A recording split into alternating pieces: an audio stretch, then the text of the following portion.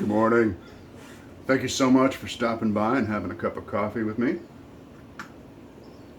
Oh, yes. Almost ready. So, I've almost got a cold. I've almost got a cold.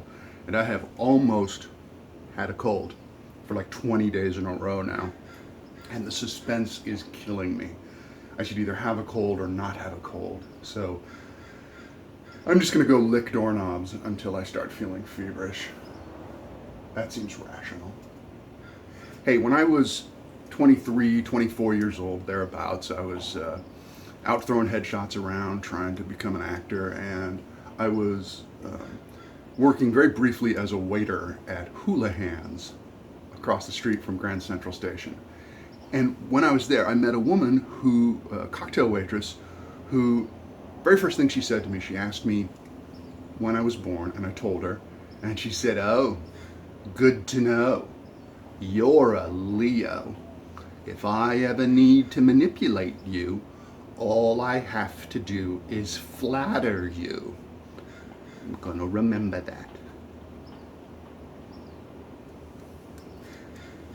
So then, a couple years later, I'm working at another Hula Hands as a bartender, and she comes in, and I was starting to get some acting work, still mostly working for free, working for spec, starting to get a little paid work though, but I'm starting to get some work. And she comes into the bar and she said, "I've written a play specifically for you to star in. Would you like to read it?" And I said, "Yes, I would. Yes, I would." So I read her play and I called her back and I said, "Hey, congratulations on writing a play. That's a huge accomplishment. And there's some really funny stuff in this.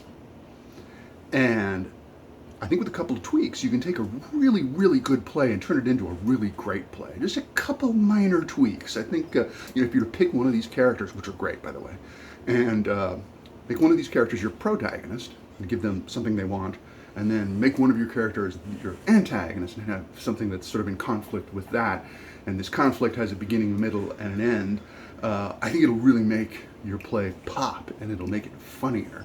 And she said, "Well, yeah, thanks, but I'm not going to be doing any rewriting on this. I've already spent $11 on photocopying this. But I'm sure that with your brilliance, your genius as an actor, I'm sure you can work with this and make it work."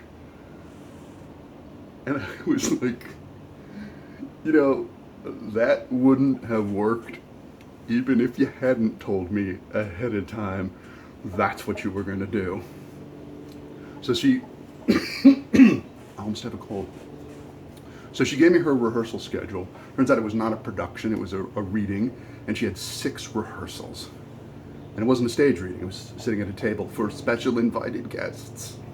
And 6 rehearsals for a reading. That's 5, maybe 6 more rehearsals than you need for a reading, in my humble opinion. So I'm sitting down with my calendar and I'm trying to make this all work. Like I said, I was starting to get some work, but I still have my day job. I still had bartending shifts to do. I was gonna have to lose shifts. I was gonna have to lose like 6 shifts in order to do this reading. And I'm sitting there struggling and I'm trying to make it happen. And then I suddenly was thunderstruck. I had a realization. I remembered, oh, wait a minute. I hate this woman. And I was all kind of half-assed Buddhist and stuff, so I didn't want to admit I hated anyone, And I try not to judge people, but just to be perfectly clear, to try to be a little more scientific about this, I think a sociologist, a professional academic sociologist, would label this woman as a racist cunt. And that's when I realized there are 3 reasons to work with someone. They pay you, they're really nice, they're really talented. Now when you first start out acting, you gotta say yes to everything. You gotta say yes to everything. But I'd been in it a couple of years, I was starting to get some credits, and I realized, this one's always good enough, but the other 2, it's gotta be at least 1, preferably 2, some combination. I've worked for geniuses who were kind of assholes, and that was fine. I've worked for people who were kind of half talents, but they were really sweet, so that was fine too. Being paid is always good enough. If she had said to me, if she'd been paying me, my reaction would have been, oh, well, yeah, I don't think the racist cunt story has been told in this way yet, in this sort of non-dramatic slice of life presentation. I'd be very excited to be a part of your project. So I think the button on this whole thing, there's a couple of buttons on this. One is work with talented people. Work with the most talented people you can possibly work with. I got a lot to say about that. But the other thing is, because we don't know how talented we are, we really don't. I don't, you don't, you don't. You don't know how talented you are. And I'll tell you why. Because nobody seems to. I know geniuses who think they're terrible. I know people who are terrible who think they're geniuses. And none of these people seem to go through life and do their work with anyone disabusing them of those notions. So if nobody else knows how talented they are, maybe I don't either, and you don't either. So let's work on our craft, but also let's just be nice. How about that? That's the button for the day. Just try to be nice today. Just be nice. Be nice. And man, it was awfully nice of you to stop by and have a cup of coffee with me. It would also be nice if you're on YouTube, if you want to click subscribe. Last time I looked, I had 2 subscribers. Well over half of them were me. So if you want to click subscribe, that'd be great. I'd love to spend, I think, every Monday through Friday mornings having a cup of coffee before we go do our thing.